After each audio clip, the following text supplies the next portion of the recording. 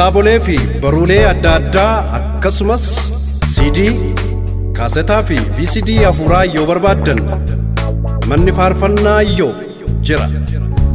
Injiruun injiru jedha. Hojii faarfattoota bebbeekamoo maxxansee raabsuun beekama.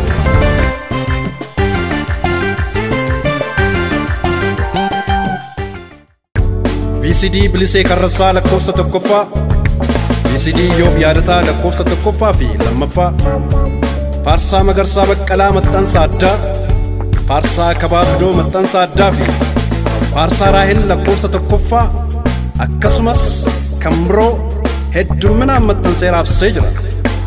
Amma immoo faarsaa Dastaan Sarmuu lakkoofsa afuraffaa gabaarra oolcheera.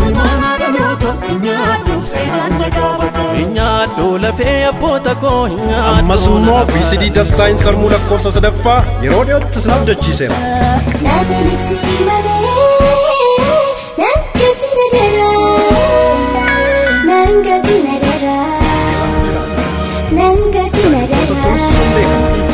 Mana faarfannaa Iyyoob lakkoofsi bilbila keenyaa 912 584 58 911 971 88.